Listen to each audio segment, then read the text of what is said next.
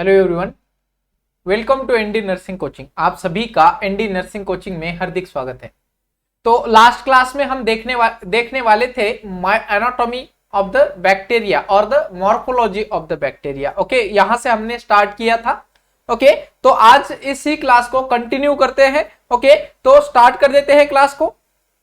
तो हमने कल देखा था मॉर्फोलॉजी ऑफ बैक्टीरिया, जिसमें हमने कुछ जैसे कि हमने स्लाइम लेयर देखा था, सेल वॉल, कैप्सूल, ओके, और जो सेल मेम्ब्रेन थी उनके बारे में देखा था। एक बार फिर से इसको रिवाइज करते हैं।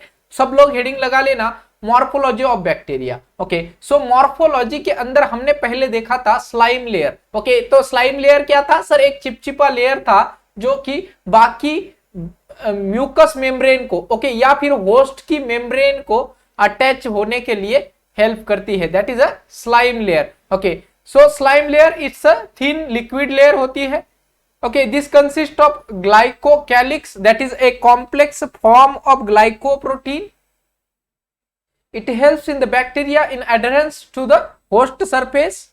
ओके, तो होस्ट सरफेस को अटैच होने के लिए ये हेल्प करती है। And the important function of a slime layer, it prevent the dehydration. Okay, it prevent dehydration in the bacteria. Okay, now the next हमने सेल ऑर्गेनेल देखा था, सेल कैप्सूल, ओके, या फिर माइक्रोबियल कैप्सूल। सो capsule क्या है? Okay, capsule क्या है तो यहां पे देख लीजिए। Okay, this is A capsule of A bacteria, जो ये आपकी ब्लू कलर की दिख रही है। ओके, और इस कैप्सूल के ऊपर आपके जो है पिलाई प्रेजेंट है। ओके, सो ये ऐसे टेल लाइक स्ट्रक्चर पिलाई प्रेजेंट है। ओके, सो कैप्सूल क्या करती है? एक बैक्टीरिया को एंटीफैगोसाइटोटिक फंक्शन प्रोवाइड करती है। मतलब कि यह बैक्टीरिया अगर कोई फैगोसाइटिक फंक्शन है, फॉर एग्जांपल न्यूट्रोफिल्स है, तो इन न्यूट्रोफिल्स को इंगल्फ करने से प्रिवेंट करता है। कौन सर? कैप्सूल करता है। Okay, so capsule it's an outermost layer of the bacteria. This is a densely packed, okay, densely packed है, that is why it is not able to destroy easily. Okay,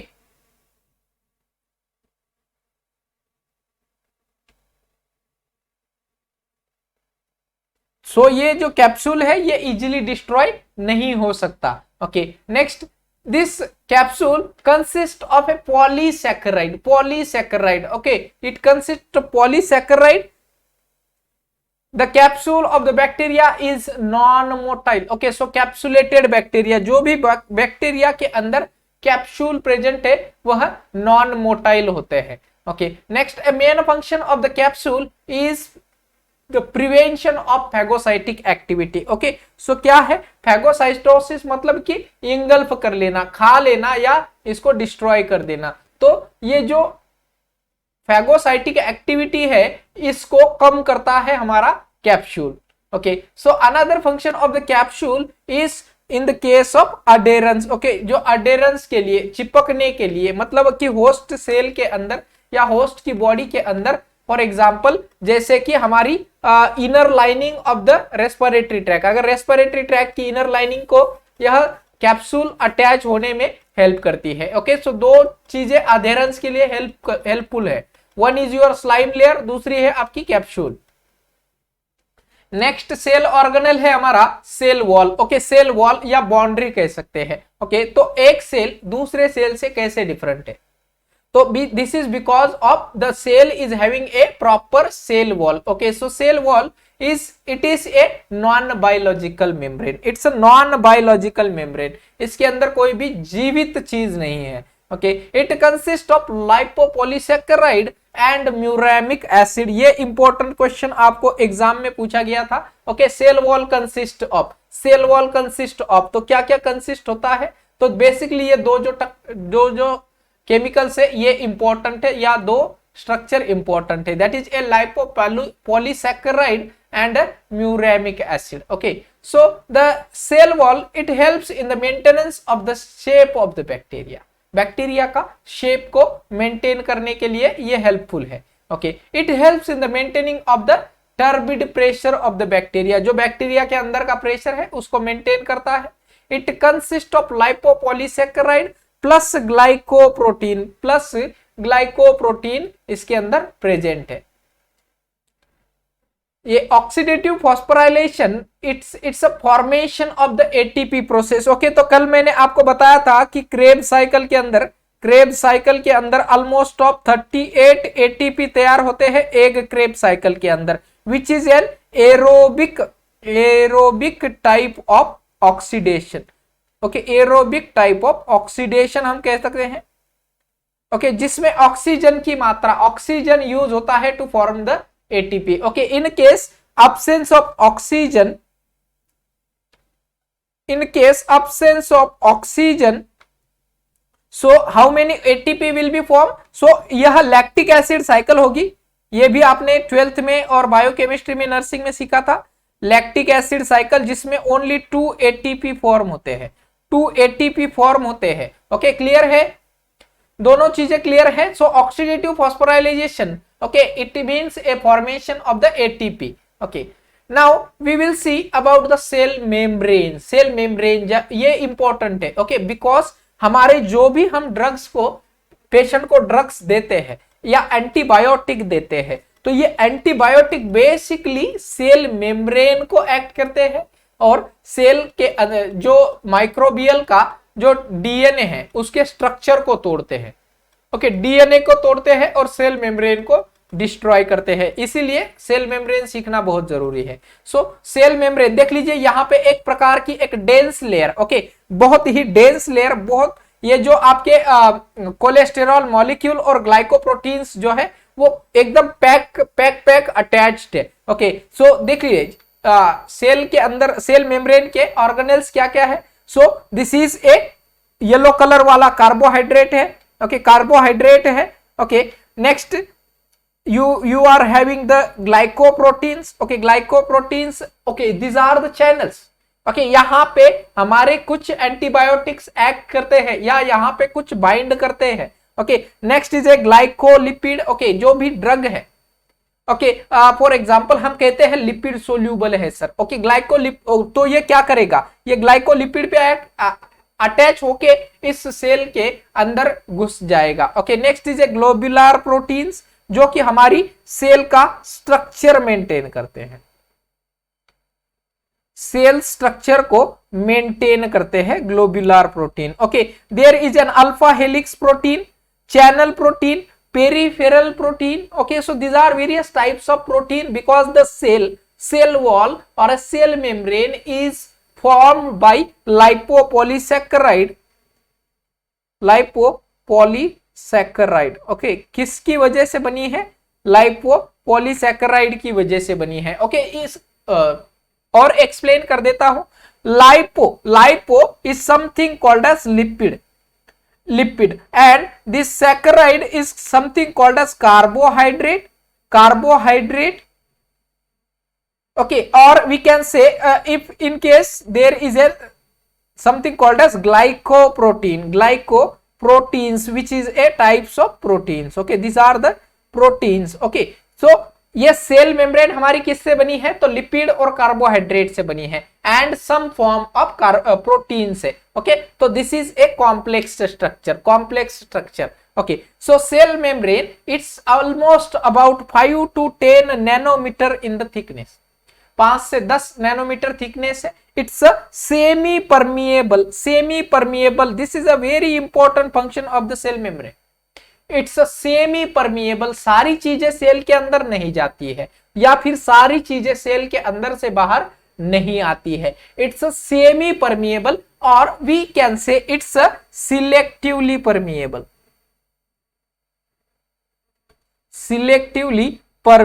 मतलब क्या है कि जो चीज अंदर जानी है वही चीज अंदर जाएगी, या जो रिसेप्टर प्रेजेंट है वही अंदर जा सकते हैं। Okay, so the cell membrane is a selectively permeable membrane और a semi permeable membrane. Next, cell membrane gives rise to the intracytoplasmic inclusion which contain the respiratory enzyme also known as mesosomes. Okay, so cell is contains of mesosomes. Okay, so mesosomes या फिर कुछ enzyme cell membrane जो है वो produce करती है। Clear? Okay, now we will see the next cell organelle is a flagella. So heading लगा लीजिए फ्लैजेला। ओके, फ्लैजेला क्या है? तो आपको पता है कि अगर हम इस माइक्रोस्कोप के अंदर एक बैक्टीरिया को देखें, बेसिकली विब्रियो कोलोरी को अगर देखें, तो आप जान सकते हो कि दिस विब्रियो कोलोरी, ये स्मॉल स्मॉल जो बैक्टीरिया है, ये थोड़ा सा वाइब्रेट करके चल रहा है। Okay, why? Because of this flagella. Okay, इस फ्लैजेला की वजह से बैक्टीरिया एक जगह से दूसरी जगह पे जाता है, एक मोशन प्रोवाइड करता है ये फ्लैजेला। ओके,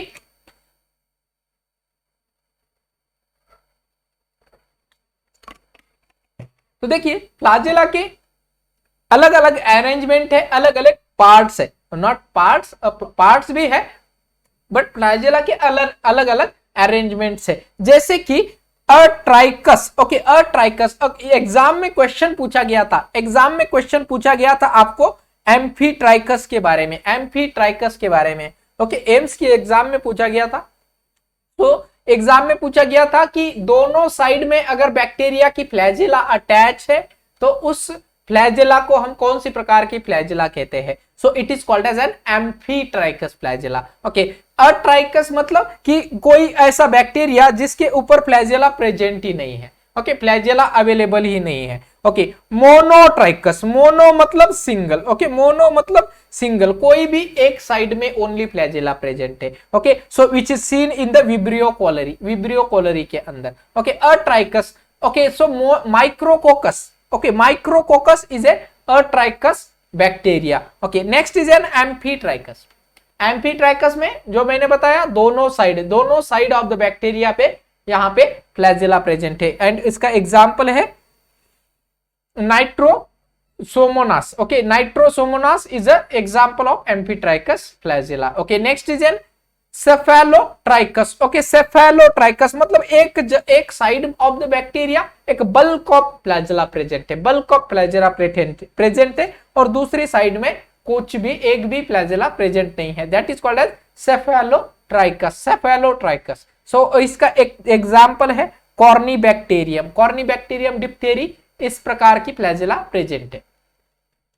नेक्स्ट आता है पेरीट्राइकस। पेरीट्राइकस मतलब all around, all around bacteria की सारी साइड में जो है फ्लैजेला प्रेजेंट है, that is called as peritrichous of the flagella. Okay, next is a lophotrichous, lophotrichous. Okay, cephalotrichous में हमने क्या देखा कि एक साइड में ही बंच ऑफ फ्लैजेला प्रेजेंट है, लोफो मतलब दोनों साइड में बंच ऑफ फ्लैजेला प्रेजेंट है, विच is seen in the salmonella case. Okay, इस इमेज को कृपया ध्यान से पिक्चर ले लीजिए, बिकॉज अगर एग्जाम में एम्फीट्राइकस के बारे में पूछा गया है तो बहुत ज्यादा चांसेस है कि इस अलग अलग प्रकार के फ्लैजेला के बारे में क्वेश्चन बन सकते हैं। ओके, तो इसका पिक्चर ले लीजिए या फिर नोट्स डाउन करते रहिए, दोनों चीजें लिख लेना। एक तो अरेंजमेंट ऑफ द फ्लैजेला की अलग अलग साइड पे उसको क्या कहते हैं, दूसरा उसका एक एग्जाम्पल भी। Okay, now the flagella it's hair like appendages, जैसे हाथ पैर है हमारी, अपेंडेजेस कौन सी है? दोनों हाथ और दोनों पैर।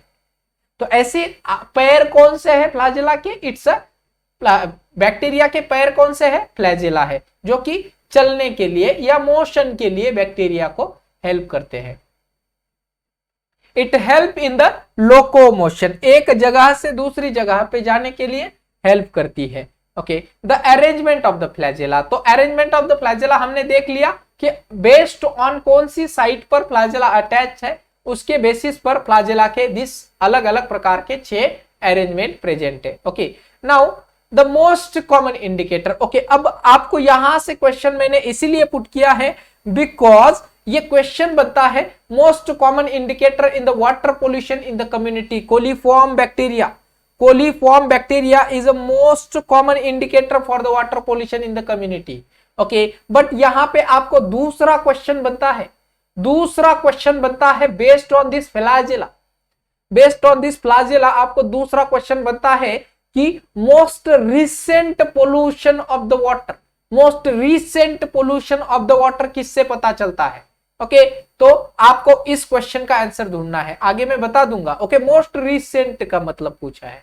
ओके, अगर आपको पूछा जाए most common indicator of water pollution, तो coliform bacteria most common indicator of water pollution, coliform bacteria.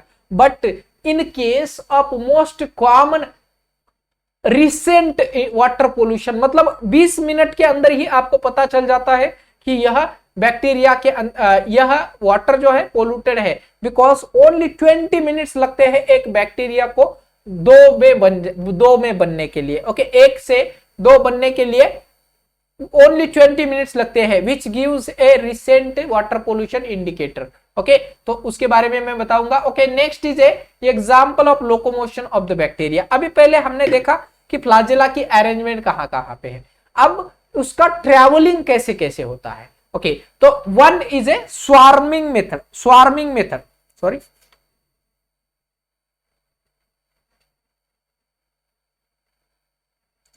One is A swarming. Okay, swarming मतलब क्या है, स्वार्मिंग मतलब क्या, ऐसे स्लाइड करते जाना। ओके, स्लाइड करते जाना। ओके, बट एक डायरेक्शन में सारे जो बैक्टीरिया है एक डायरेक्शन में फॉलो कर रहे हैं, that is a swarming method. Swarming में सारे बैक्टीरिया जो है एक साइड जा रहे हैं। ओके, और एक ही साइड में, जिस साइड में उनकी फ्लैजेला है उसके अपोजिट डायरेक्शन में जा रहे हैं। ओके, अपोजिट मतलब फ्लैजेला की डायरेक्शन में जा रहे हैं, not opposite direction. Okay, next is A swimming method. Swimming जैसे तैरना। ओके, तैरना, तो ये साइटोप्लाज्म के एक हमारा जो होस्ट सेल के अंदर ये ट्रेवल करके स्विम करके चली जाती है। Next is A twitching method. Okay, twitching मतलब अपोजिट साइड, जिस साइड पे फ्लैजेला का एंड है उसकी अपोजिट डायरेक्शन में बैक्टीरिया मूव करेगा। Okay, next is A gliding method. Gliding method जो हम खेलते हैं ना, जो स्लोप वाला जो खेलते हैं हम, इस तरह से ग्लाइडिंग करके बैक्टीरिया मूव होता है, that is a gliding method. Next is a sliding. Sliding is opposite than the swarming. Swarming में क्या था कि सारे बैक्टीरिया एक साइड में चल रहे हैं। Okay, but in case of sliding कुछ बैक्टीरिया एक तरफ जा रहे हैं, कुछ एक तरफ जा रहे हैं। ओके, तो एक क्या कर रहे हैं, अपने आप को स्प्रेड कर रहे हैं अराउंड। ओके, उसकी सराउंडिंग में अपने आप को स्प्रेड कर रहे हैं। क्लियर सबको, क्लियर है सभी को। Okay, so these are the 5 methods of locomotion of the bacteria, कि बैक्टीरिया कैसे ट्रेवल कर सकता है। तो इमेज इसकी एक बार आप ले सकते हो।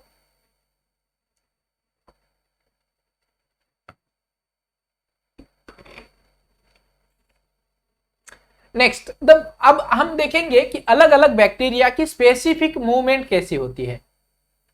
तो विब्रियो कोलोरी की अगर बात की जाए तो इस विब्रियो कोलोरी के अंदर डार्टिंग मूवमेंट होती है। क्या है सर? डार्टिंग मूवमेंट है। अगर क्लोस्ट्रीडियम टिटैनी की बात करें तो क्लोस्ट्रीडियम टिटैनी में स्वार्मिंग मोटिलिटी है। स्वार्मिंग मतलब कि सारे जो है एक डायरेक्शन में चले जाएंगे, सारे एक डायरेक्शन में चले जाएंगे।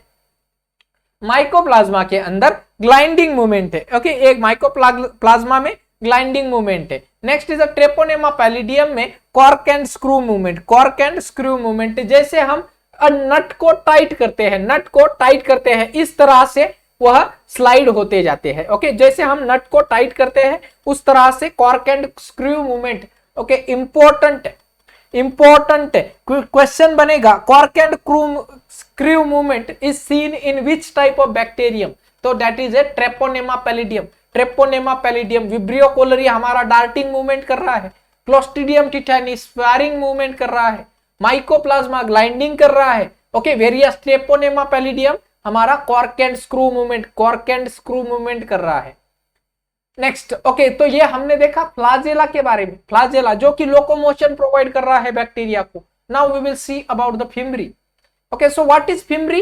So these are the short hair-like appendages.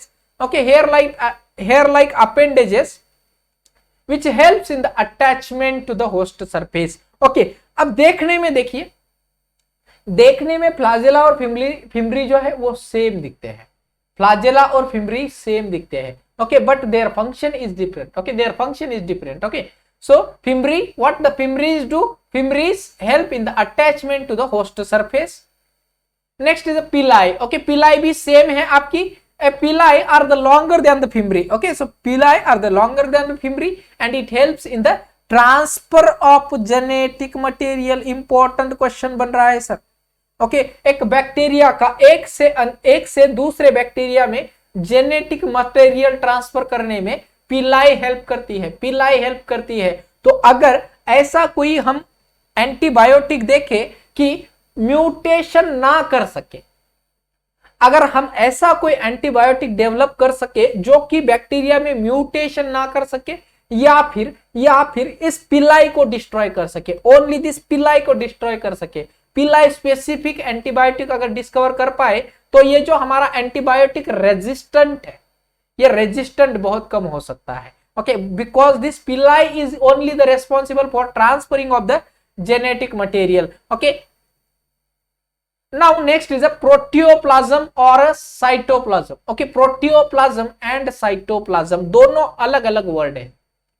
Okay, protoplasm मतलब it is a cytoplasm plus nucleus. Okay, cytoplasm plus nucleus of the cell, मतलब ये जो है आपका पिंक कलर का ये सारा साइटोप्लाज्म हो गया, प्लस ये एक न्यूक्लियस जो है, इन दोनों को मिलाकर बनता है हमारा प्रोटियोप्लाज्म। क्या बनता है सर? प्रोटियोप्लाज्म। ओके, अब साइटोप्लाज्म किसको कहते हैं? Cytoplasm, cytoplasm, nucleoplasm, nucleoplasm. Okay, सो न्यूक्लियस के अंदर जो फ्लूइड है, fluid in nucleus is called as nucleoplasm, nucleoplasm। okay, nucleoplasm। okay, whereas in case the fluid present in the cell is called as cytoplasm। okay, fluid present in cell is called as cytoplasm. क्या कहेंगे sir? Cytoplasm. तो nucleoplasm और cytoplasm, nucleoplasm में basically आपका DNA और genetic material होता है। Cytoplasm में हमारे सारे जो सेल ऑर्गेनेल्स है, जैसे कि यहाँ पे आपको दिख रहा है, ये माइटोकॉन्ड्रिया है, राइबोसोम्स है, ओके, गोल्गी apparatus है, गोल्गी apparatus है, इस प्रकार के सेल ऑर्गेनेल्स इस साइटोप्लाज्म में एम्बेडेड या जो स्विमिंग करते रहते हैं। Okay, now the protoplasm includes the nucleus, whereas the cytoplasm does not include the nucleus। Okay, clear है सबको? क्लियर है? Okay, so in case of proteoplasm, in the bacteria there is a 70s ribosomes found। okay, in bacteria there is an extra chromosomal circular DNA which is found is known as a plasmid। okay, extra chromosomal circular DNA found होता है। okay, this is called as plasmid। okay, this is a extra chromosomal cellular DNA है। okay, so this is called as plasmid। now nucleoplasm मतलब it's a genetic material of the bacteria, क्योंकि ये nucleus में present है, and this is a commonly known as false nucleus or a nucleoid। okay, or a nucleoid। Clear है सभी को? तो अभी हमने देखा था सारे सेल ऑर्गेनेल्स के बारे में, सेल ऑर्गेनेल्स के बारे में। हर एक सेल ऑर्गेनेल का अलग फंक्शन था, हर एक का इंपॉर्टेंट उतना ही है। ओके, नाउ हेडिंग लगा लीजिए बैक्टीरियल डिवीजन।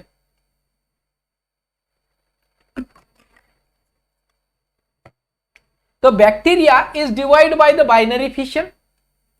तो अब आपको इंपॉर्टेंट क्वेश्चन बनेंगे इंपॉर्टेंट। ओके, सो generation type.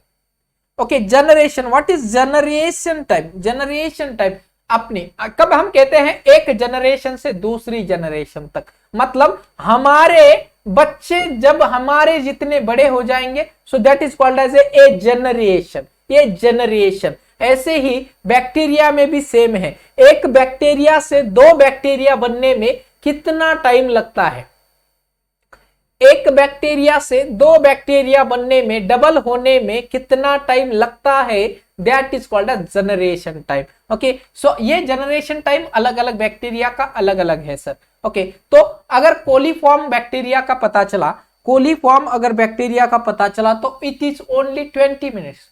Okay, only 20 minute का है। Okay, and that is why it is indicate the recent water pollution। okay, it indicate recent water pollution।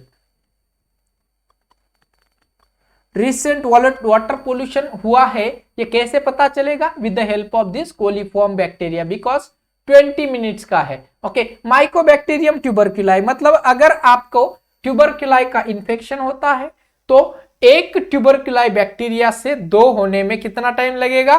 14 घंटे। अगर एक साथ आपकी बॉडी के अंदर 1000 माइकोबैक्टीरियम आ गए तो 2000 बनने में कितना टाइम लगेगा? Only 14 hours, only 14 hours.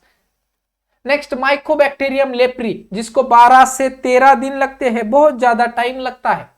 Okay, अगर इन केस अगर हम माइकोबैक्टीरियम लेप्री का इंफेक्शन होने से तुरंत अगर पेशेंट को मेडिकेशन प्रोवाइड किया जाता है, माइकोबैक्टीरियम लेप्री का जो स्प्रेडिंग है वो बहुत कम हो जाता है। Next, the most common indicator of flood और the water pollution in the community is called as a coliform bacteria and which is a recent. ये वर्ड इंपॉर्टेंट है, रीसेंट कब पता चलेगा? क्योंकि ऐसा नहीं है कि ये जो वाटर पोल्यूशन है बेसिकली समर के टाइम पे बहुत इंपॉर्टेंट है ये कोलीफॉर्म बैक्टीरिया आइडेंटिफाई करना। क्योंकि कभी कभी क्या होता है कि एक रिवर पोल्यूटेड हो जाती है with the help of this coliform bacteria, और ये कोलीफॉर्म बैक्टीरिया बेसिकली जो पहले क्या था कि बाहर शौचालय में जाते थे, बाहर शौचालय में जाते थे ओपन स्पेस में। ओके, और बेसिकली नदी किनारे ही जाते थे। तो इसकी वजह से क्या था कि जो हमारे गट के अंदर बैक्टीरिया, ये जो कोलीफॉर्म बैक्टीरिया हमारे गट के अंदर प्रेजेंट होता है, ये वो इस रिवर की वाटर में मिक्स हो जाता था। ओके, और इससे क्या होता था? वाटर पोल्यूशन, डायरिया, कोलेरा के जो है पेशेंट बहुत ज्यादा आते थे। Okay, nowadays it is very less but still there the chances is there. Okay, clear है? तो कैसे कोलीफॉर्म का ट्रांसमिशन होता है? ए मोस्ट कॉमन है ई कोलाई, वाटर के अंदर पाया जाना। Okay, test done to E coli, ये इंपॉर्टेंट है। ओके, ई कोलाई को टेस्ट करने के लिए वाटर के अंदर तो हमारी इजैकमेंट टेस्ट करते हैं, इजैकमेंट टेस्ट करते हैं। इंपॉर्टेंट क्वेश्चन एग्जाम में पूछा जाएगा। Okay, to detect the E coli in the water the test is done, that is an Eijkman test. Now एक मोस्ट इंपॉर्टेंट थिंग, अभी तक हमने बैक्टीरिया के बारे में देखा, लेकिन अगर एक पर्सन के अंदर बैक्टीरिया का इंफेक्शन हो गया, अब उस पर्सन को हमें एक स्पेसिफिक एंटीबायोटिक देना होगा, क्योंकि हमें पता नहीं है कि वह बैक्टीरिया कौन सा है, ग्राम पॉजिटिव है, ग्राम नेगेटिव है, वो सेंसिटिव है एक पर्टिकुलर एंटीबायोटिक के लिए, या वो रेजिस्टेंट है। तो ये सारी चीजें हमें पता नहीं है। तो हम क्या करेंगे सर? तो हम क्या करेंगे? पेशेंट की बॉडी से ए स्मॉल अमाउंट ऑफ सैंपल लेंगे, ए स्मॉल अमाउंट ऑफ सैंपल लेंगे और उस सैंपल को रिप्लिकेट करेंगे, उस जो नंबर ऑफ बैक्टीरिया को पहले क्या करेंगे? इंक्रीज करेंगे, ताकि हमें पता चले, हमें इनफ क्वांटिटी में बैक्टीरिया मिले, ताकि हम सेंसिटिविटी टेस्ट कर सके। ओके, तो अब हम देखेंगे कि how this bacteria can B cultured. Okay, 1 से 2 कैसे बनाते हैं, उसके लिए क्या क्या रिक्वायरमेंट है। ओके, सो नेक्स्ट हेडिंग लगा लेंगे सब लोग, factors affecting the growth of the bacteria. Okay, तो बैक्टीरियल ग्रोथ होने के लिए या कौन से फैक्टर्स रेस्पॉन्सिबल है? ओके, तो पहला फैक्टर है टेम्परेचर।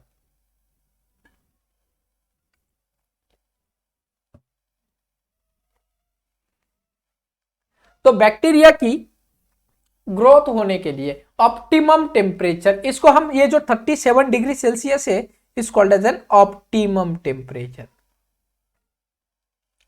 क्या कहते हैं सर इसको? ऑप्टिमम टेम्परेचर कहते हैं। तो the growth of the bacteria और the ideal temperature for the bacterial growth is a 37। Okay, 37 degree Celsius पर बैक्टीरिया की ऑप्टिमम ग्रोथ होती है।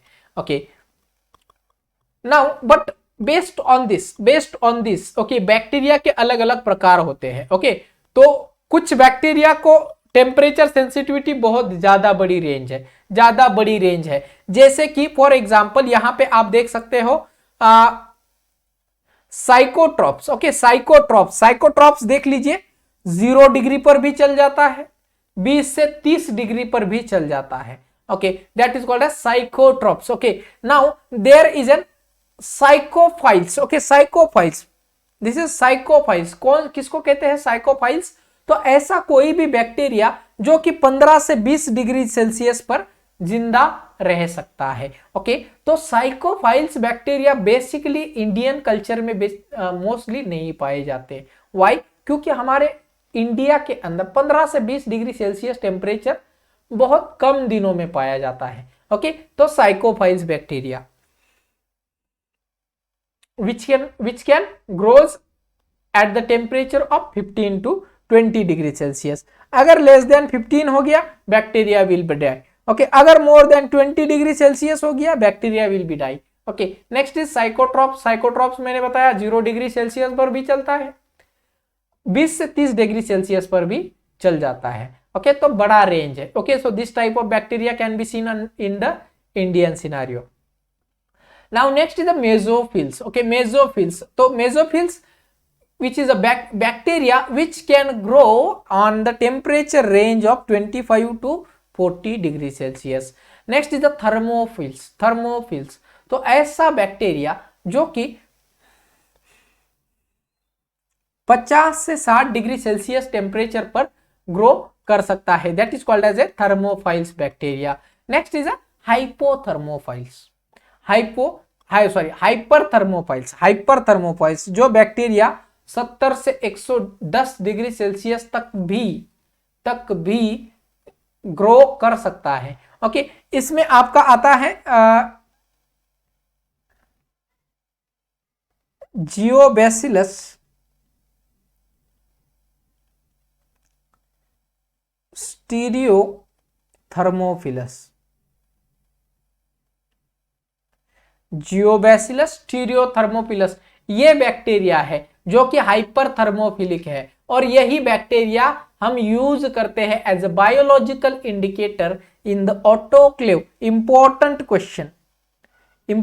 क्वेश्चन, यही बैक्टीरिया यूज करते हैं ऑटोक्लेव के अंदर. जियोबैसिलस स्टीरियोथर्मोफिलस जो कि 70 से 110 डिग्री सेल्सियस तक टेम्परेचर को ग्रो कर सकता है. ओके, और अगर यह बैक्टीरिया अगर 110 डिग्री सेल्सियस से ऊपर टेम्परेचर चला जाए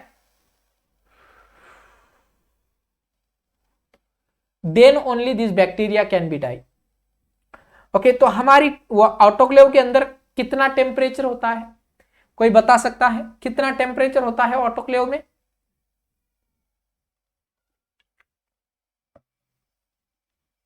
आइडियल टेम्परेचर कितना होता है ऑटोक्लेव का? तो सर ऑटोक्लेव का टेम्परेचर होता है 121 degree Celsius. 121 degree Celsius pressure होता, this is a temperature. 3 parameter autoclave के लिए इंपॉर्टेंट है. अगर एग्जाम में क्वेश्चन पूछा गया 3 parameter for the autoclave, 3 parameter है. एक टेम्परेचर, दूसरा प्रेशर, तीसरा टाइम. टेम्परेचर, प्रेशर और टाइम तीनों चीजें इंपॉर्टेंट है. टेम्परेचर कितना होना चाहिए? 121 डिग्री सेल्सियस. प्रेशर कितना होना चाहिए? 15 kilo pascal. Okay, 15 kilo pascal pressure होना चाहिए. ओके, और जो है आपका टाइमिंग कितना होना चाहिए? तो time duration almost about 30 minutes का टाइम ड्यूरेशन होता है. ओके, 30 मिनट्स का टाइम ड्यूरेशन होता है. ये 3 पैरामीटर आपके ऑटोक्लेव के लिए बहुत इंपॉर्टेंट है. एक भी अगर ऊपर नीचे हो जाए तो ये जो जियोबैसिलस स्टीरियोथर्मोफिलस बैक्टीरिया है ये सर्वाइव कर पाएगा. इसकी वजह से जो इंडिकेटर यूज करते हैं ऑटोक्लेव के अंदर वो कलर चेंज नहीं कर पाता. Now next we will see the pH range for the bacteria. Okay, so bacteria can be survive on 7.2 to 7.4 pH, but ऐसा कंपलसरी नहीं है.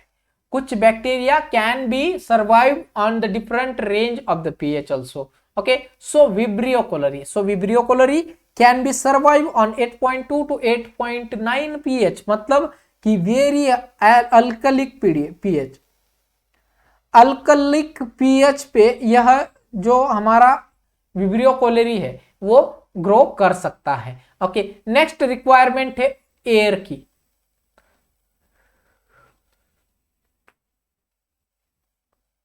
नेक्स्ट रिक्वायरमेंट है एयर की. तो पहले हमने देखा टेम्परेचर, दूसरा पीएच, तीसरा एयर। तो एयर में देखिए कुछ बैक्टीरिया होते हैं जो कि एयर के या फिर ऑक्सीजन के साथ जिंदा रहते हैं। अभी कुछ ऐसे भी बैक्टीरिया है जिनको जिंदा रहने के लिए ऑक्सीजन की जरूरत नहीं है, वो अगर कार्बन डाइऑक्साइड भी है तो भी जिंदा रह लेंगे। ओके, तो the bacteria which require the oxygen for the growth is called as an aerobic bacteria। क्या कहेंगे सर? एरोबिक बैक्टीरिया, जिसमें ऑक्सीजन की डिमांड है, जिंदा रहने के लिए ऑक्सीजन की डिमांड है, एनर्जी प्रोड्यूस करने के लिए ऑक्सीजन की डिमांड है। Okay, that is called as an aerobic bacteria. Okay, अब कब कहेंगे एन एरोबिक? एन मतलब absence, not anti, we can say an absence of the oxygen। तो जो बैक्टीरिया कैन परफॉर्म और produce ATP in case of absence of the oxygen is called as an anaerobic bacteria। anaerobic bacteria।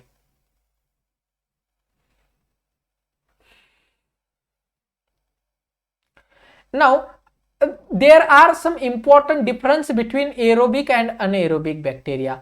तो ये जो aerobic है, जिनको oxygen की demand required है, that aerobic bacteria can form A more energy almost about 38 ATP form करता है एक क्रेब साइकिल के अंदर। वेरियस जो अनएरोबिक बैक्टीरिया है ओनली 210 किलो जूल और 150 KG in the muscle. Okay, और 2 एटीपी फॉर्म करता है, ओनली 2 एटीपी फॉर्म करता है।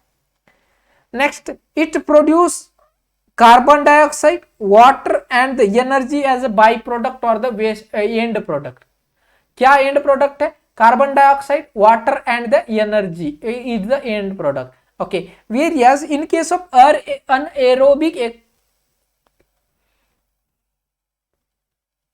anaerobic growth of the bacteria, so it produce the lactic acid which can causes the acidosis in the human being। Okay, तो lactic acid और energy को बनाता है। ओके, एनर्जी को बनाता है, but this energy is very less form, और बहुत छोटी एनर्जी बना सकता है। क्लियर है?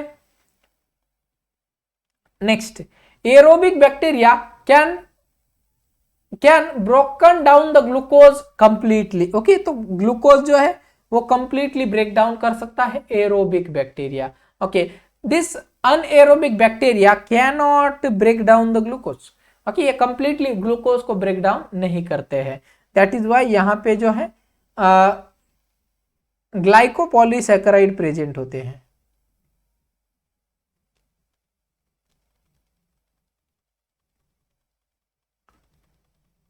ऐसी पेशेंट में ग्लाइकोपॉलीसैकेराइड प्रेजेंट होते हैं। Okay, and this aerobic respiration occurs in case of mitochondria. Mitochondria में एरोबिक रेस्पिरेशन आपको दिखेगा, various in the anaerobic it is present in the cytoplasm. Cytoplasm मतलब सेल के अंदर का जो फ्लूइड है उसमें अनएरोबिक रेस्पिरेशन होता है।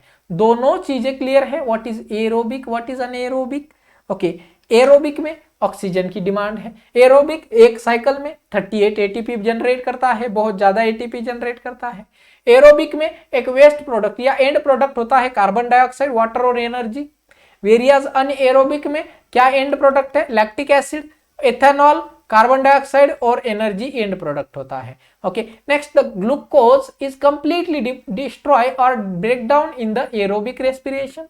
Various in case of anaerobic the glucose is not completely able to break down।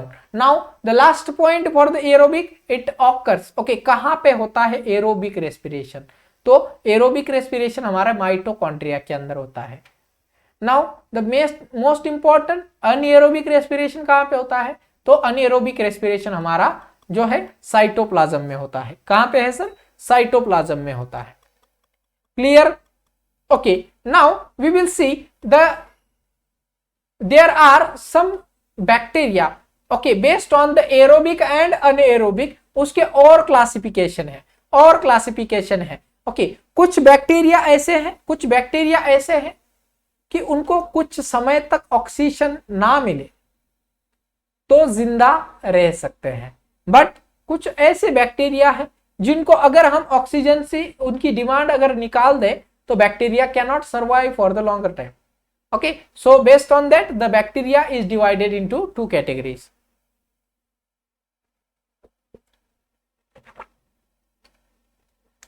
तो टू कैटेगरीज कौन सी है? जिन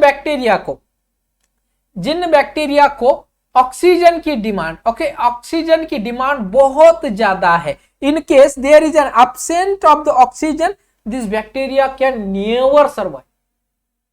जैसे कि हमारा माइकोबैक्टीरियम ट्यूबरकुलोसिस. इसीलिए मैं एक प्रैक्टिकल बात बता देता हूं यहां पे, हमेशा याद रख लेना, जब भी माइकोबैक्टीरियम ट्यूबरकुलोसिस होता है तो सबसे पहले लंग्स का कौन सा पोर्शन अफेक्ट होता है? ओके, तो लंग्स के अंदर सबसे पहले हमारी ये जो अपेक्स है लंग का, ये सबसे पहले अफेक्ट होता है. वाई? बिकॉज सबसे ज्यादा एयर यहां पे है, ओके. और इंपॉर्टेंट चीज, जो माइकोबैक्टीरियम है हवा में बहुत हल्का है, that is why it can travel by the air droplet और एयरबॉर्न प्रिकॉशन लेने होते हैं माइकोबैक्टीरियम में. ओके, बहुत हल्का है, हवा में बहुत ज्यादा दूर तक जा सकता है, इसीलिए हमारी अपेक्स पार्ट में ये जो माइकोबैक्टीरियम जाके बैठता है और सबसे ज्यादा ऑक्सीजन की डिमांड होती है इसको. अगर थोड़ी समय के लिए अगर इसको ऑक्सीजन ना दी जाए तो all this mycobacterium can be died because of lack of oxygen. Now अब कुछ ऐसे बैक्टीरिया है कि उनको माइक्रो एरोफिलिक कहते हैं. क्यों? क्योंकि इनको बहुत कम मात्रा में, मतलब वो ओनली 2 to 10% ऑक्सीजन की डिमांड है. That is called as micro aerophilic. बहुत कम हवा की जरूरत है, बहुत कम ऑक्सीजन की जरूरत है. That is called as micro aerophilic. और ऐसे प्रकार के बैक्टीरिया जो है H. पाइलोराई को कहते हैं. Okay, H. पाइलोराई हमारा माइक्रो एरोफिलिक है. Now next is N anaerobic bacteria. So anaerobic bacteria में ऑक्सीजन की तो डिमांड ही नहीं है. ओके, सो उसमें भी फिर भी 3 कैटेगरी है. One is a obligate anaerobic bacteria. मतलब this bacteria cannot survive in the presence of oxygen. अगर ऑक्सीजन है तो ये बैक्टीरिया मर जाएगा. Okay, so that is called as obligate anaerobic bacteria.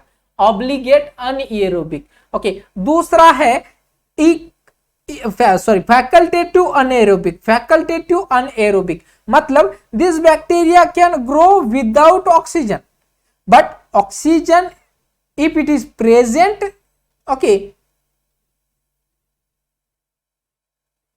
Okay, but यहां पे फैकल्टेटिव मतलब क्या कि अगर ऑक्सीजन है तो ले लेगा, अगर नहीं है कोई दिक्कत नहीं, विदाउट ऑक्सीजन भी चल जाता है. So that is called as facultative anaerobic.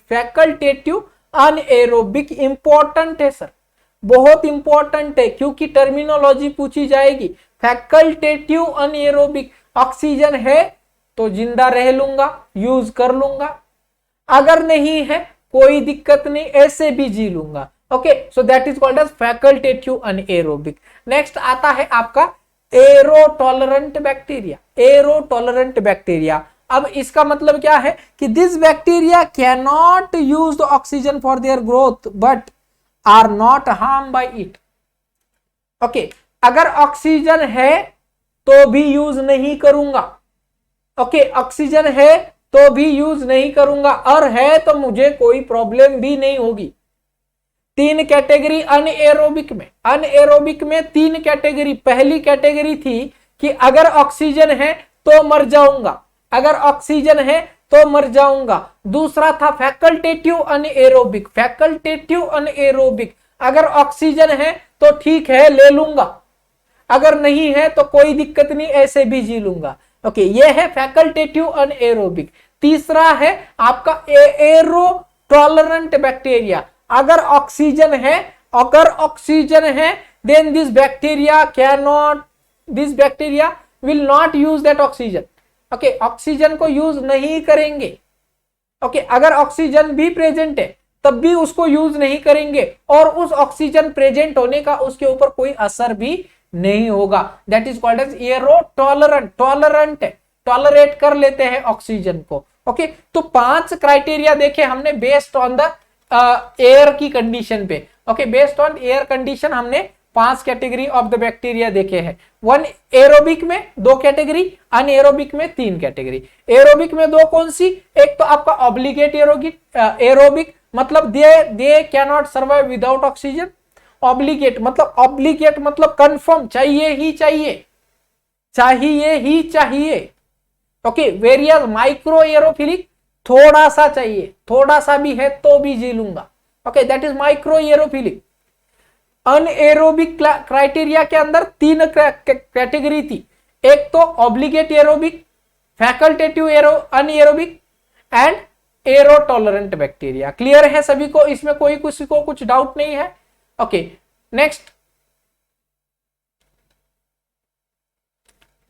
Next requirement है बैक्टीरियल ग्रोथ के लिए लाइट की.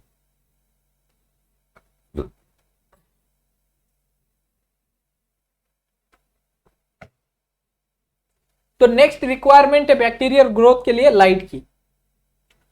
अगर लाइट नहीं है तो यह बैक्टीरिया कैन नॉट रिप्लिकेट और डुप्लीकेट. ओके, तो डुप्लीकेट नहीं हो सकता. और कुछ ऐसा बैक्टीरिया है जो कि बेसिकली डार्क एनवायरनमेंट में ही रिप्लिकेट कर सकता है. ओके, क्लियर है सभी को? तो 4 रिक्वायरमेंट देखी है हमने बैक्टीरियल ग्रोथ के लिए. कौन सी? एक तो टेम्परेचर, दूसरा पीएच, तीसरा हमने देखा एयर और चौथा लाइट. टेम्परेचर, पीएच, एयर और लाइट, 4 रिक्वायरमेंट देखी बैक्टीरियल ग्रोथ के लिए. अब यह बैक्टीरिया के लिए हमने रिक्वायरमेंट तो पूरी कर ली कि एक बैक्टीरिया को हमें कल्चर करना है, तो ये 4 रिक्वायरमेंट हमने पूरी कर ली. अब हम समझते हैं कि ये बैक्टीरिया जो है ये किस प्रकार से ग्रो करता है. ओके, किस प्रकार से ग्रो करता है, that is called as a bacterial growth curve. मतलब इस बैक्टीरिया की अगर हम कुछ अलग एनवायरमेंट में इस बैक्टीरिया को रख दे, उसको सुटेबल वाले एनवायरमेंट में, नॉट अलग एनवायरमेंट, उसको सुटेबल एनवायरमेंट में, जो हमने 4 क्राइटेरिया देखा था, एयर, टेम्परेचर, पीएच और लाइट, अगर इनको मिलाकर हम एक आइडियल टेम्परेचर क्रिएट कर दे बैक्टीरिया की ग्रोथ के लिए और उसको रख दे उस टेम्परेचर, उस पीएच, उस एयर पे, तो क्या होगा कि वह बैक्टीरिया ग्रोथ करने लगेगा. तो उस ग्रोथ को सीखने के लिए उसको कहा जाता है bacterial growth curve. Bacterial growth curve. Okay, अब हम क्या देख रहे हैं कि यह बैक्टीरिया को एक प्रॉपर एनवायरनमेंट में रख रहे हैं. ओके, प्रॉपर एनवायरनमेंट में रख रहे हैं. So bacteria are cultured in optimum environment and the graph is plotted. Okay, a graph is plotted between bacterial count and the time required. Bacterial count and time required. So this graph is called as bacterial growth curve or BGC curve. Okay, BGC curve. Okay, so जिसमें आपकी 4 phases है. 4 phases है. कौन सी? Lag phase, exponential phase, stationary phase और declining phase. कुछ भी लिखने की जरूरत नहीं है, बस सिंपली याद रख लेना, देख लेना, समझ लेना. लैग फेज पहली फेज है. इसमें अब हम देखिए सिंपल सा एग्जांपल है और ये कब हो रहा है, कहां पे हो रहा है. तो ये एक हमारी पेट्री डिश है, और इस पेट्री डिश के अंदर हमने क्या किया है सर, ये जो है हमारा कल्चर मीडिया है. ओके, कल्चर मीडिया है. ओके, और इस कल्चर मीडिया के अंदर हमने क्या किया, कुछ जो है बैक्टीरिया को रख दिया, इस कल्चर मीडिया में रख दिया. अब हम क्या कर रहे हैं इस बैक्टीरिया की ग्रोथ को असेस कर रहे हैं। ओके, तो ये बैक्टीरिया कहां पे था? पहले हमारी बॉडी के अंदर था, हमने इसको बाहर निकाला और इस एनवायरमेंट में, तो so this what is this? This is a new environment for this bacteria. Okay, this is a new environment for this bacteria. तो ये न्यू एनवायरमेंट को कैसे अडाप्ट करता है उसको हम सीख रहे हैं। ओके, तो जैसे ही हम इस बैक्टीरिया को इस पेट्री डिश के अंदर डालते हैं तो क्या होता है सर? लैग फेज स्टार्ट हो जाता है। लैग फेज स्टार्ट हो जाता है जो कि ऑलमोस्ट अबाउट 1.5 आवर का होता है। 1.5 आवर का मतलब कम से कम 1.5 घंटा जो है यह बैक्टीरिया उस एनवायरमेंट को एडजस्ट करने में लगा देगा, जिसके दौरान कोई भी बैक्टीरिया का count will not be increase. In case of lag phase there is no bacterial count increase. कोई भी बैक्टीरियल काउंट इंक्रीज नहीं होगा, डिक्लाइन भी नहीं होगा। ओके, डिक्लाइन भी नहीं होगा, वही सेम काउंट रहेगा। Okay, so this is an initial phase or the first phase of BGC. In this phase, the bacteria will not divide, only adapt and the grow.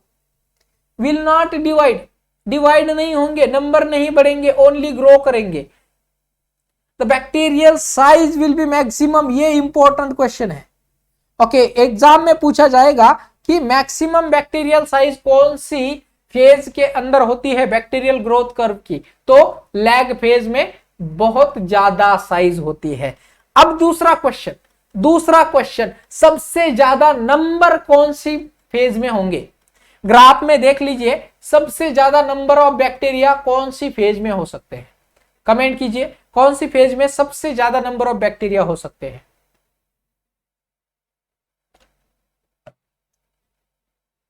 हमने देखा सर कि size of bacteria बड़ी होती है lag phase में, number of bacteria कब बढ़ने लगते हैं? तो ग्राफ में अगर हम अच्छी तरीके से समझ ले तो ये जो स्टेशनरी फेज है इसमें number of bacteria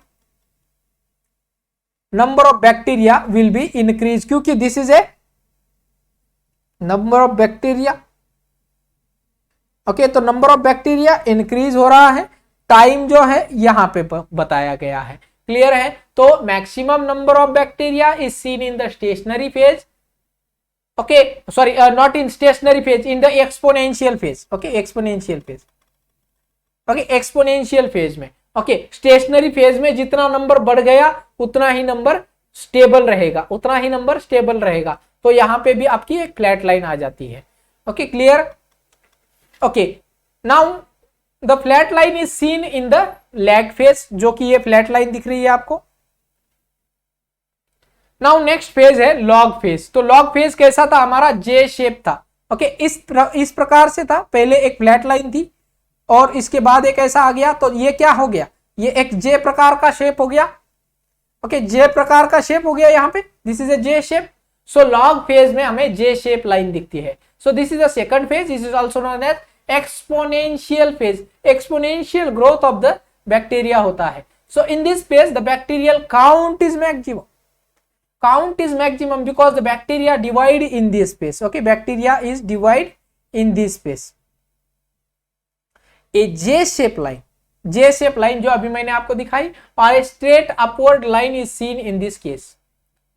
Autoclave adequacy. Okay, ये एक important question बन सकता है। Autoclave adequacy किसके द्वारा चेक की जाती है? तो जियोबैसिलस स्टीरियोथर्मोफिलस के द्वारा हम ऑटोक्लेव एडिक्वेसी चेक करते हैं।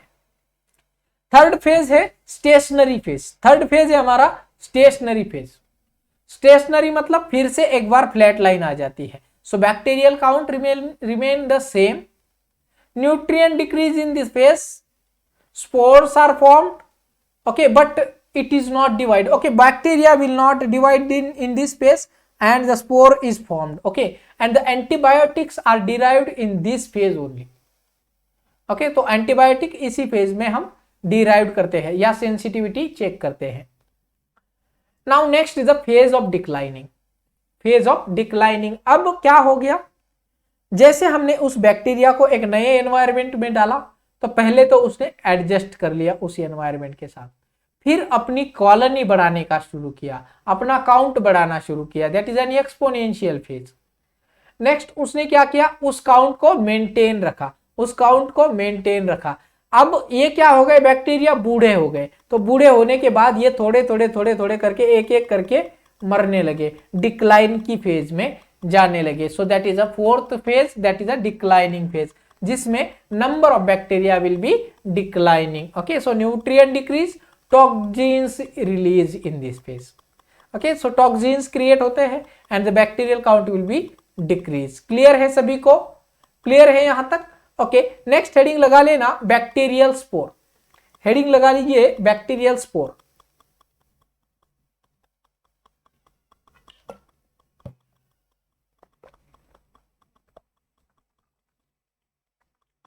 बैक्टीरियल स्पोर, जब हम स्पोर बोलते हैं स्पोर, तो मेरी माइंड में एक ख्याल आता है, व्हाट इज स्पोर? तो मैं उसको एक बैक्टीरिया की ढाल की तरह मानता हूं, इस स्पोर को एक ढाल की तरह मानता हूं। वाई? बिकॉज ये जो पोर है, स्पोर है बैक्टीरिया का, which is not able to destroy, we cannot destroy this bacterial spore in the simple method. Okay, simple method से डिस्ट्रॉय नहीं होगा, तो इसको हमें ऑटोक्लेव चाहिए या फिर हाई लेवल डिसइंफेक्टेंट चाहिए, और उसमें भी टाइम बहुत ज्यादा इंपॉर्टेंट है। ओके, इस बैक्टीरियल स्पोर को तोड़ने के लिए हमें क्या चाहिए, इसको तोड़ने के लिए हमें एक तो चाहिए ऑटोक्लेव या फिर हाई लेवल डिसइंफेक्टेंट चाहिए। तो ये स्पोर जो है ये हमारी बैक्टीरिया की अंदर, सॉरी बैक्टीरिया के ऊपर एक कवर चढ़ जाती है, कवर चढ़ जाती है, that is called as a bacterial spore, that is called as a bacterial spore. अब समझना है, अब समझना है क्या है ये स्पोर। तो एक बहुत डेंस लेयर है, बहुत डेंस, बहुत कठिन लेयर है, जिसको इजीली डिस्ट्रॉय नहीं कर पाते। तो अब क्या होगा कि अगर इस बैक्टीरिया के ऊपर स्पोर है तो हम उसको ऑटोक्लेव में डालते हैं, ताकि ये जो ऊपर वाली ये जो लेयर है, इतनी लेयर ये ब्रेक डाउन हो जाए, और ये जो न्यूक्लियोइड है, सॉरी न्यूक्लियोटाइड है, यह न्यूक्लियोटाइड को हम तोड़ सके। ओके, तो we will do the autoclaving. Okay, autoclaving. So the spores are the dormant phases of the bacteria. They only can form, okay, so the spore only can form by the bacteria. Layers of the spore, okay, तो layer देखिए, देख लीजिए, एक्सपोरियम मतलब बहुत बाहर की तरफ वाली, ओके, बाहर की तरफ वाली लेयर एक्सपोरियम है, स्पोर शेल है, नेक्स्ट कोट है, एक इंपॉर्टेंट कोट है, कॉर्टेक्स है, उसके बाद कोर है और स्पोर वॉल है। ओके, तो ये इतनी सारी लेयर है, उनको तोड़ना बहुत इजी नहीं है। Okay, so the spores are seen in the stationary phase of the bacterial growth curve. Okay, कौन सी स्टेज में दिखते हैं? Stationary phase of the bacterial growth curve. Spores are non toxigenic strain of the Clostridium tetani are used as an indicator of a sterilization adequacy of a hot air oven. Okay, अगर हम hot air oven को sterilisation के लिए use करते हैं तो हमें क्या चेक करना है? तो क्लोस्ट्रीडियम टिटैनी का जो नॉन टॉक्सिक जो स्ट्रेन है उसको, या क्लोस्ट्रीडियम टिटैनी के जो स्पोर है उसको चेक करना है। Spore of Bacillus anthrax, okay, these are used for the bioterrorism. Okay, ये जो एंथ्रैक्स था, एंथ्रैक्स जो था वो 2001 में बायोटेररिज्म के लिए यूज किया था यूएसए ने 2001 में। ये क्वेश्चन अब आपको एग्जाम में दूसरा क्वेश्चन बनेगा। Okay, the evidence suggest that the COVID-19 or a coronavirus is man-made virus. So who made this virus? Any country who made this virus, they did a bioterrorism. Bioterrorism किया है उन्होंने। Okay, क्यों? उन्होंने क्या किया? एक bacterial spore को तैयार किया, बैक्टीरियल स्पोर को तैयार किया, उसकी जीन को म्यूटेट करके एक नया वायरस बनाया जिसको कोविड-19 नाम दिया गया। ओके, कोरोना वायरस नाम दिया गया। ओके, और यह कोरोना वायरस एक कंट्री में से दूसरी कंट्री, दूसरी से तीसरी कंट्री में फैलाया दिया गया। Okay, so this is called as a bio terrorism. Bio terrorism मतलब कोई ऐसे विषाणु एक पर्टिकुलर कंट्री में भेज देना, मैन मेड विषाणु पर्टिकुलर कंट्री में भेज देना, that is called as bio terrorism, जो कि 2001 में कंफर्म हुआ था। यूएसए ने बायो टेररिज्म किया था एंथ्रेक्स के बैसिलस को फैलाकर। क्लियर है?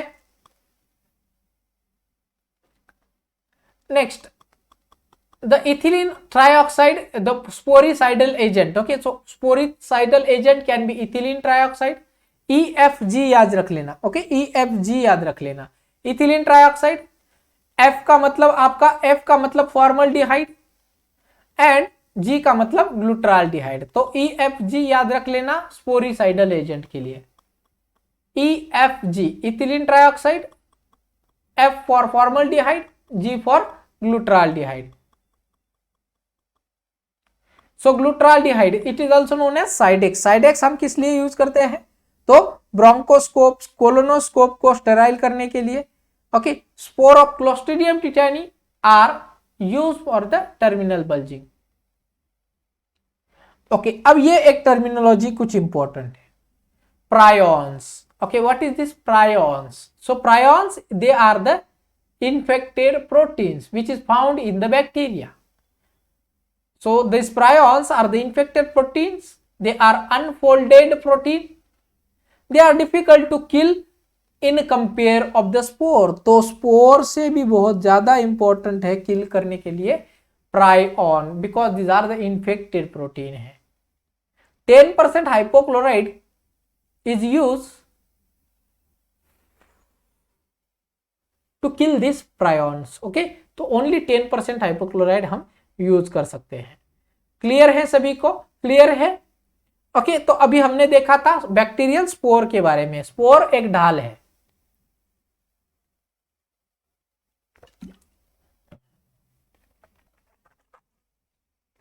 क्या है स्पोर्स? एक ढाल है बैक्टीरिया की। नाउ नेक्स्ट हेडिंग लगा लेंगे सब लोग, the difference between endotoxins and exotoxins। अभी हमने बताया था कि जो डिक्लाइनिंग फेज है बैक्टीरिया का, जो बैक्टीरिया का डिक्लाइनिंग फेज है उसमें बैक्टीरिया टॉक्सिन्स क्रिएट करते हैं। क्यों? क्योंकि जैसे देखिए फॉर एग्जांपल, अगर हमारी डेथ हो जाती है तो हमें अगर दफनाया जाएगा तो वहां पे क्या होता है, एक फ्यूम बनती है, हमारी बॉडी से भी टॉक्सिन्स रिलीज होने लगते हैं। ओके, तो यह टॉक्सिन्स अलग अलग प्रकार के हैं, जैसे एंडोटॉक्सिन्स और एक्सोटॉक्सिन्स। तो ऐसे ही अगर बैक्टीरिया का डेथ हो जाए, तो ये बैक्टीरिया भी कुछ टॉक्सिन्स रिलीज करता है। Okay, that is called as endo और द एक्सोटॉक्सिन्स। तो एंडोटॉक्सिन्स और एक्सोटॉक्सिन्स क्या होता है? So exotoxins are the protein that is polypeptide, and the molecular weight of the exotoxins is almost about 10,000 to 90,000। Okay, molecular weight है। whereas endotoxin, जो endotoxin क्या है, तो they are lipopolysaccharide, basically cell के अंदर पाए जाते हैं, बैक्टीरिया की अंदर पाए जाते हैं। Okay, exotoxins are heat labile, अगर मोर देन 60 डिग्री सेल्सियस चला गया तो भी ये तो जिंदा ये नहीं रह सकते। But the endotoxins are heat stable. क्यों? क्योंकि सर इतनी सारी लेयर अगर इस बैक्टीरिया को कवर कर रही है तो ये क्या कर रहा है, ये हीट स्टेबल है। Okay, next, the exotoxins are actively secreted by the living cell because it is required, endotoxins is required for our normal body functioning, whereas the endotoxins, so endotoxins are form the integral part of the cell wall and release only on disruption of the bacterial cell। अगर उस bacterial cell की wall को disruption हो गया तो ये endotoxins बाहर की तरफ रिलीज हो जाते हैं। क्लियर? ओके,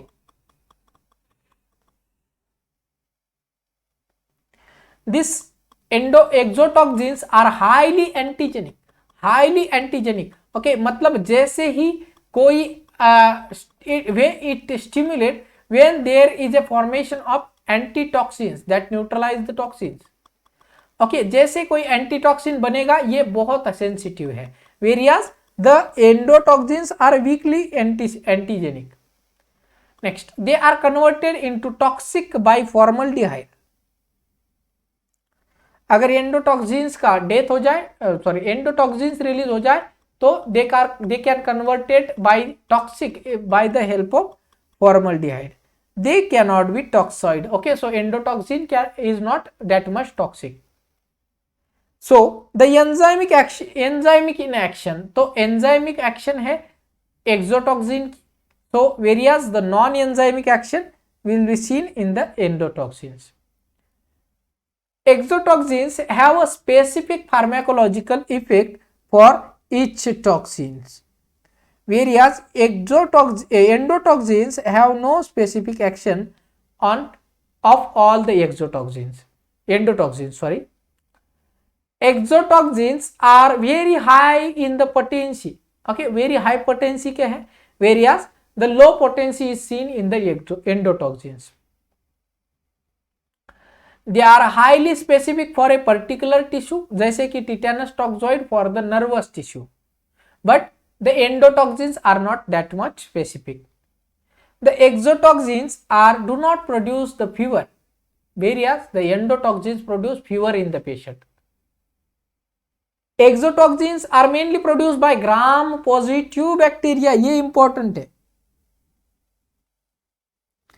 कौन प्रोड्यूस करता है एक्सोटॉक्सिन? तो gram positive bacteria. Okay,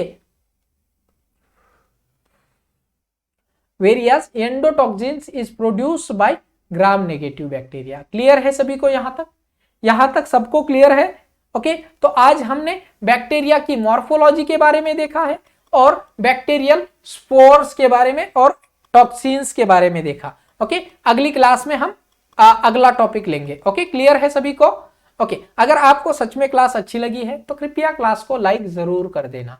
okay, और सबसे रिक्वेस्ट है, मैं आप सभी के साथ पोस्टर शेयर कर दूंगा, कृपया अपनी अपनी क्लासेस के ग्रुप के अंदर पोस्टर को शेयर कर दीजिए, ताकि जो हमारी अगली बैच स्टार्ट होने वाली है उस बैच के अंदर हम और ज्यादा और अच्छे से स्टूडेंट को सर्व कर पाए। ओके, और आपको क्या लगता है कि हमारी क्लासेस कैसी होनी चाहिए? इसी तरह से चलनी चाहिए या इसमें और कुछ मॉडिफिकेशन होना चाहिए? आपकी जो भी कमेंट्स है वो बहुत इंपॉर्टेंट है मेरे लिए। ओके, सो कृपया कमेंट जरूर कर देना, मुझे पर्सनली मैसेज कर सकते हो। Okay, thank you for watching. Thanks for watching. Don't forget to subscribe ND Nursing Coaching.